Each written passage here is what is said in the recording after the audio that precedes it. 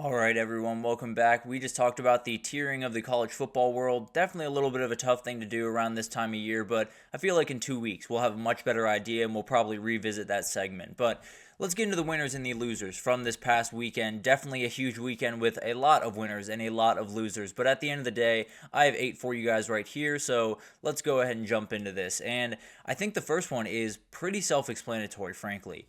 The new conference teams that have title hopes, and I know that's a little bit wordy. At the end of the day, I'm talking about Oregon and Texas because they had a great weekend. No two ways about that. Oregon probably mainly among them, but as of right now, Texas is first in the odds to win the SEC at plus 125.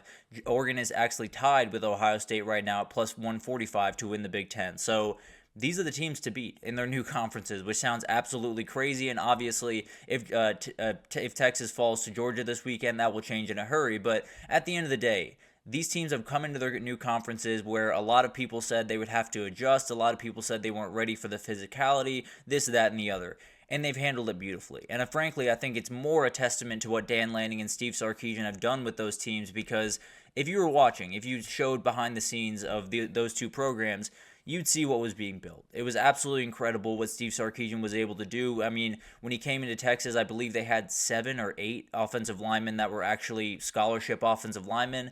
Now they have about 18, and that's the way a championship roster should be built. So that's the reality of a lot of the rebuild that had to happen. Now, Dan Lanning was given a little bit better of a situation when he walked into Oregon, but at the end of the day, they did need to bulk up. They needed to get a little bit bigger. They needed to be able to play that Big Ten brand of football that they're getting really good at playing over there in Eugene. And obviously, they still have the flash. They still have all that stuff, but they can go physical with just about anyone in the entire country. So if Texas wins this weekend and Oregon, continues to win, assuming they don't fall this weekend, they will be the teams to beat, and it will be very, very interesting to watch all of that unfold because these are two new teams that were not meant to come in and dominate the conference, and as of right now, they look like the teams that are going to do just that. A loser here is just our understanding of Tennessee and Alabama. I'm not sure if anyone has a real idea of what these two teams are, and I worry about them pretty much week to week because it kind of changes. Now, Tennessee's is a little bit easier to wrap my head around because it's Nico Imaliava. That is an issue on this team, and they're going to have to figure out a way around it this upcoming weekend when they face off. But the reality is, we will figure out this weekend who is better, get a little bit better of an understanding of these teams, although I think it's going to be a weird game overall. It's going to be a really interesting one. No two ways about that. I do think Bama has an ability to possibly get the train back on the tracks, with Jalen Milroe, with this offense, possibly put up a ton of points. But on the other side, they're going to have to be able to play back-end defense, and they can't right now. So overall, you came out of those games where they fell to teams that they probably shouldn't have. You're looking up, you're saying, okay, tough loss, no two ways about it, but it happens in college football. Maybe they're able to bounce back, play a little bit better football this time around, and then they both just eke out wins, and they look pretty ugly doing it. So at the end of the day, I'm very, very confused about these teams. We'll learn a little bit more this upcoming weekend, but maybe it's just a lot of confusion on that field, frankly.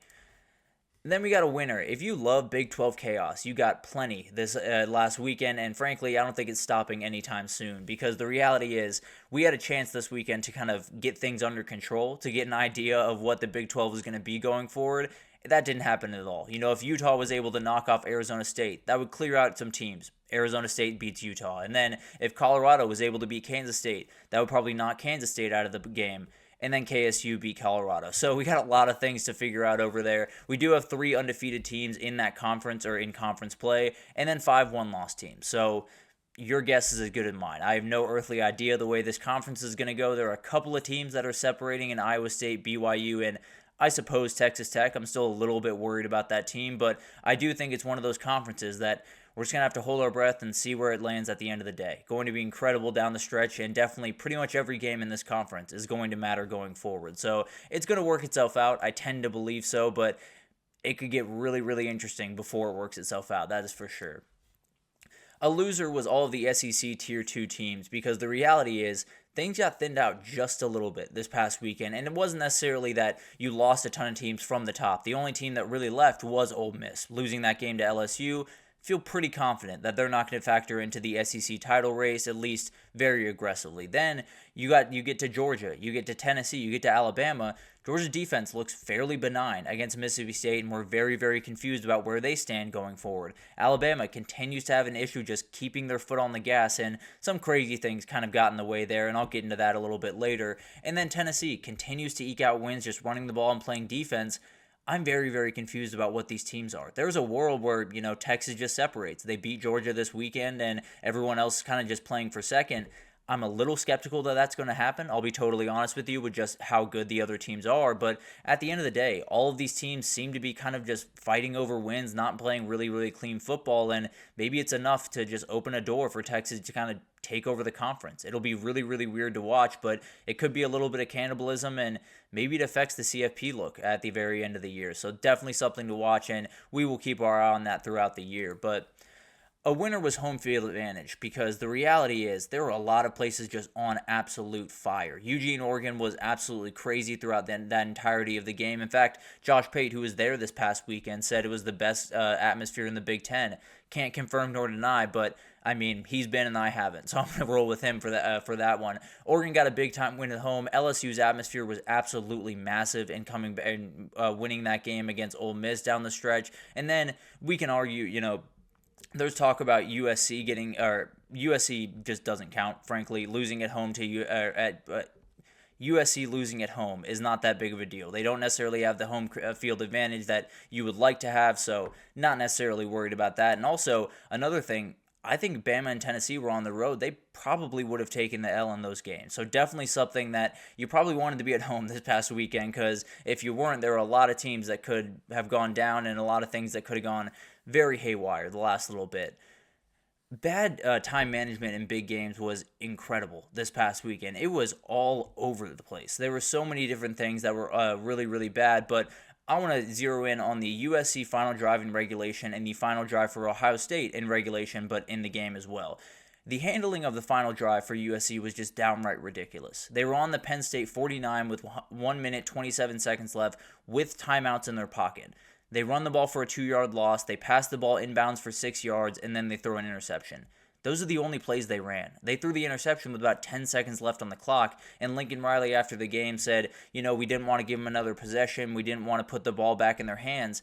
That's insane to me. I'll be totally honest with you. He somehow both simultaneously didn't believe in his offense and didn't believe in his defense, and that is outright insane. Leave your quarterback on the field. You have one of the better throwers of the football in the entire country. Let him go get the win. I never understood that. It's one of those things that you're playing scared. You should not play scared in a game like Penn State, because you had a chance to win it. They were right there for the taking, and you left them on the table. So I think that was a crazy, crazy decision. For Ohio State, it was a little bit more of a play calling issue. I don't know if it was a Ryan Day issue. Now, there were a couple of things that Ryan Day could have done that would have made it better, but at the end of the day, 2 of the 8 plays in the final drive for Ohio State got out of bounds.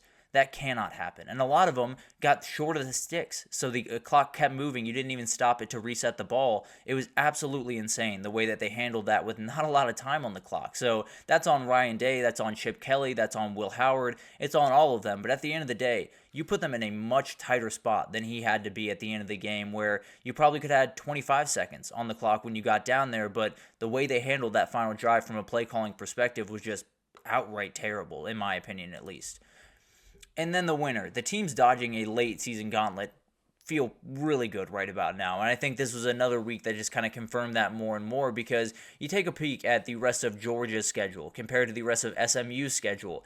It's pretty astounding. And obviously, conference differences play a part in this. No two ways about that. But it is absolutely wild what SMU, what Miami, what Clemson all have to deal with in the ACC, because none of them play any of the other two. So they could all be 11-1, feel really good about where they are. I believe SMU would miss out on the title, but still some tiebreakers to work out there. But they'd be a CFP lock. So there's a world where a lot of teams get into the CFP just by circumstance of what their schedule is with this no division world, and that's kind of the world that we live in right now. So it's kind of an interesting thing to think about. But there is a world where the SEC and the Big Ten just fight each other, just beat each other up, cannibalize each other, and then you look up and the SEC only has 2 teams in, 3 teams into the playoff because you got a ton of 9-3 teams. Now, I'm a little bit skeptical that that's going to happen. I think all of these gauntlets of schedules are probably going to work itself out, but at the end of the day, definitely something to watch going forward and could be a huge difference in who's in the CFP and who's not.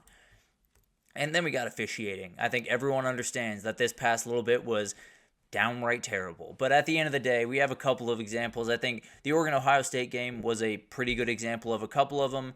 Oregon should have had a pick in the opening possession. There is no doubt in my mind that was absolutely a pick. I also didn't love the offensive pass interference for Jeremiah Smith. I'll be totally honest with you guys. I thought he was just trying to get out of a break. The Oregon player tried to jam him. He threw his hands to get out of that. And I think Jeremiah Smith's just that strong. I'll be totally honest. And there's a little bit open to interpretation, but I've seen enough football players back my side that I feel pretty good about that take. So I do think that was not offensive pass interference. I fully understand calling it because he felt pretty good. No two ways about that. I just think it was more Jeremiah Smith getting out of a jam, and he's really, really strong. So he knocked him over. But in the Colorado game, there were a ton of different things. People had an issue with the final play.